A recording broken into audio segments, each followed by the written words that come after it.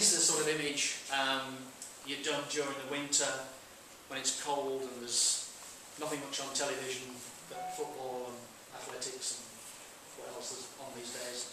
And you sit around, and this is where the creative juices start to flow. You know, a couple of old matches. Now what can I do with a couple of old matches? It works. The author, the photographer, used a completely ball background, totally white, and got 2 burnt out matches. It's not quite simple as that. Because these are probably stuck on, because they're just standing there. And that light, you could almost call it another title actually. It's almost, you know, matchless love. You know, sort of heads together. How many matches do you use to get them not to burn and drop off? I can imagine the air was quite blue in that room. You know, the box of matches are gone and still haven't got the shot. It's simple and it works. And if you look closely, not quite sharp, which is a pity, but you actually see the unburnt sulphur in the heads there. It is a very simple, imaginative image. I wonder if we could have actually just had it a wee bit bigger in the frame. Maybe it's right, you know, it's not a problem with it across these days. At the end of the day, it's the photographer's choice. That's what it's produced. I do enjoy that. It's so simple. It's the old adage, K-I-S-S, keep it simple, stupid. And that is so simple. It's not quite the top, but I like the imagination. It's at 19.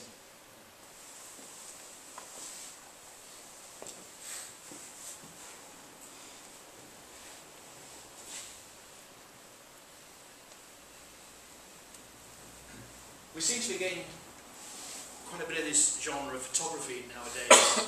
People going to, I think it's called gigs, I'm not sure, a bit old for that, you know. I don't go, it's too noisy. We are getting quite a few images come up in competitions now, and it is actually a challenging subject because you are fighting extremely harsh stage lighting. And there's another one coming up as well. And we're fighting all sorts of different colours as well. I mean, you've only got to suffer the X factor, if you have to suffer it. The amount of light they use. I mean, they warn you on BBC News about watching a news report for flashes. Did they ever warn you about health hazards of watching X Factor?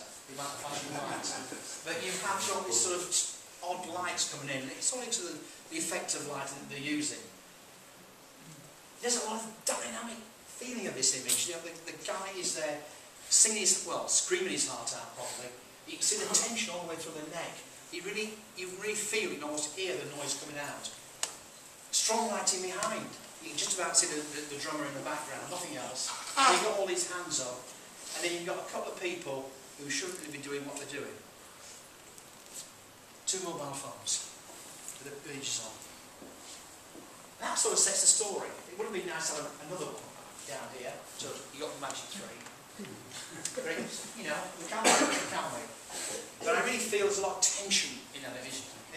That hand there is almost as she's pulling that microphone stand over. So there's a lot happening in this image. I think the crop works well. We have the drummer's head in the background, but it doesn't really matter. And our sole attention is brought onto that figure, that guy singing his heart out there. Exposure, certainly on his face. I think he needs to have a shave before he goes on stage.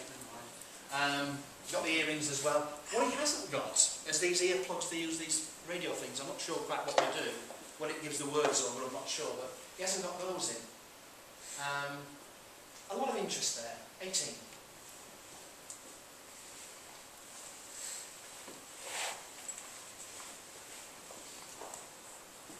Good title. Dogged determination. Sports photography is not something we see an awful lot of, although my uncle at Colchester and Chelmsford had a photographer down from the Midlands, Tony Dudley, who does a lot of sports photography. I don't think he did so many dogs, did we? It was mainly surfboards and cars. This has got a lot of action. I do enjoy this. It sets a scene. Some people might say they don't want the rails in. That's all part of it. Those dogs are going health leather around there. Absolutely superb amount of tension in there. And I don't particularly want to get near these things. I mean, look a bit vicious. What their mouths on with the teeth showing that. But there's so much strength and tension in that image of those dogs coming around, and all of them are perfectly sharp, so they're all coming round in a plane to the photographer. With sports photographer, as Tony Dudley said last night and the night before, you've got to know your sport. So the photographer here has known exactly when to hit the button, but of course with motor drives and digital capture, he just hit the button and pick out the best one. And the photographer has picked out the best one. I think especially the way this dog on the right here, the leading on the right, I think he must think it's Jesus Christ, because there's actually no feet on the ground at all. He's completely off. I'm going to hold, and there's a lot of detail. If the sand being kicked up there, so you can feel that dog on the extreme left there is hitting the ground, kicking up a lot of sand. We'll keep that in back, please.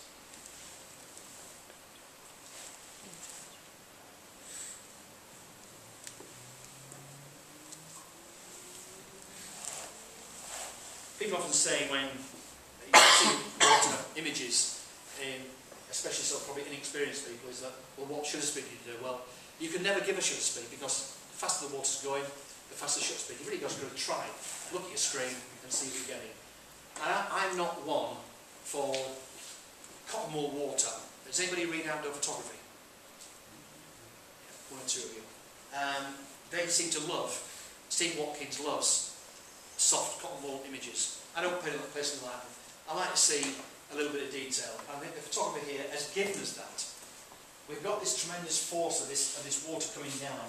We've almost got the base white there, but I'm not too worried. Again, we're led into the picture. There's another image there. Super detail on that rock there. And that lovely sort of tone across the bottom of the sort of, not iron ore, peat coming off there. And then you look beyond the actual initial gap of the water dropping down, and you're sort of walking around the back. A couple of high spots there where the water's bouncing off the rocks. The border works well. Doesn't really need it down here, but then you've got to do it. I would like to see a bit of a centre of interest. I suppose there is a couple in the middle there. The way the water's coming down, almost like a curtain. But there is detail there. It's not sharp water, but it's not completely blurred. Got some bit of rubbish in the background there, but you can't exactly do much about that. 17.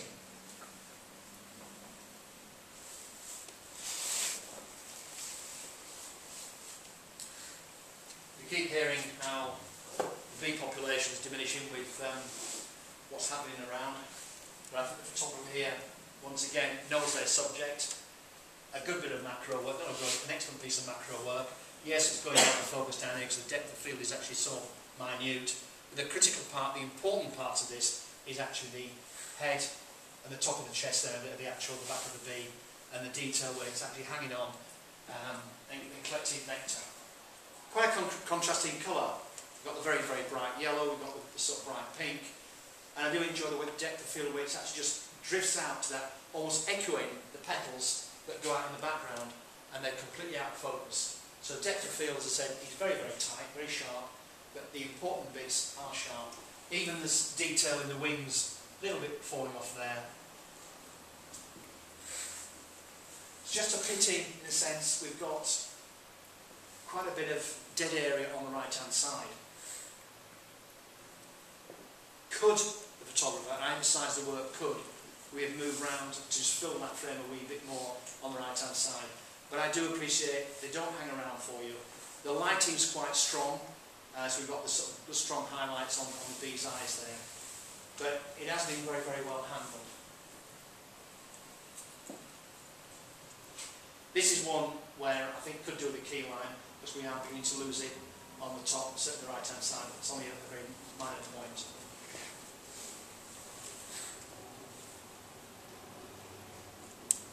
18.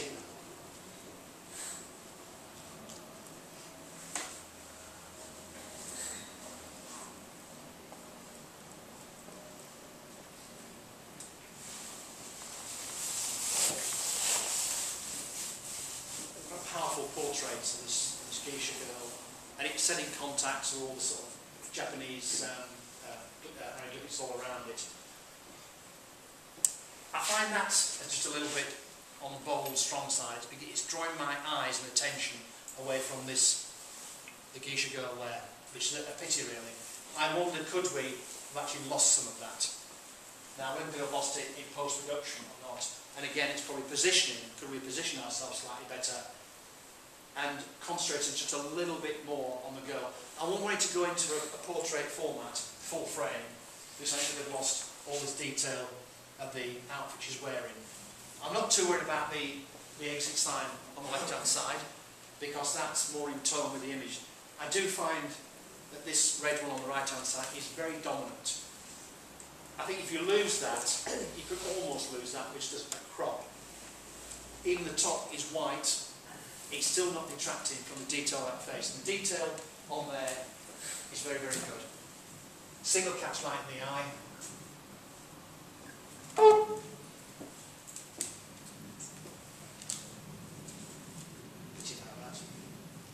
But in tonight's competition, the quality is very high, so to me that's a big negative point, so it's 17.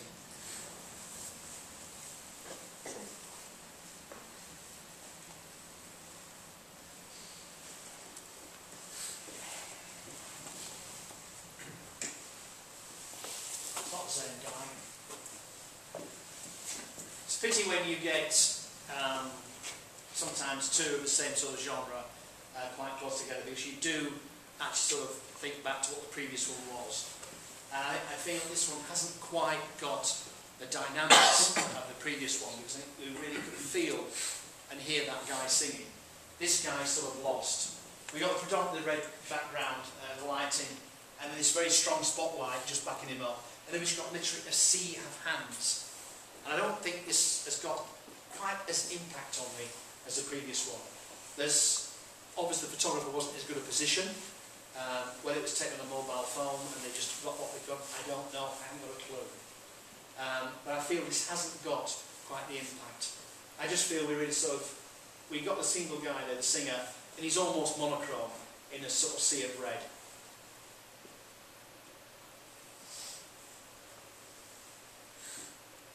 Uh, 14.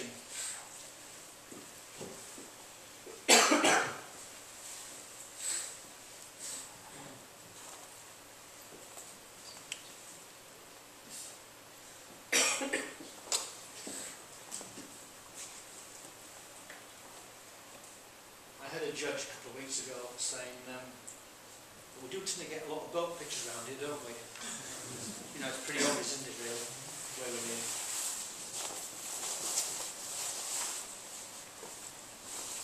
The lighting I do find very enjoyable. The sails could so easily have been burnt out and they're not. Certainly on the sort of spinning at the front, the white ones. And we've got the sort of gentle sort of reflection of the water. And we're very, very fortunate as well of not having a sort of bold blue or white sky.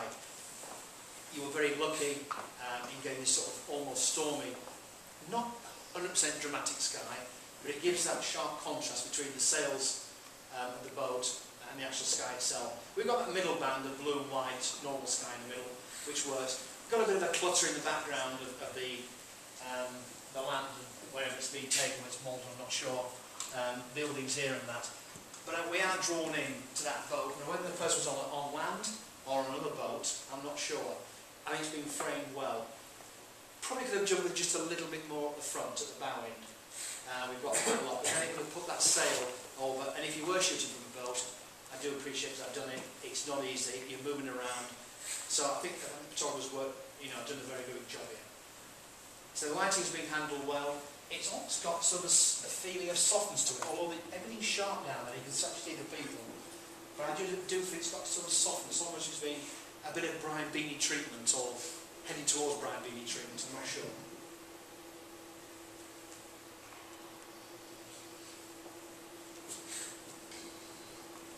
"17.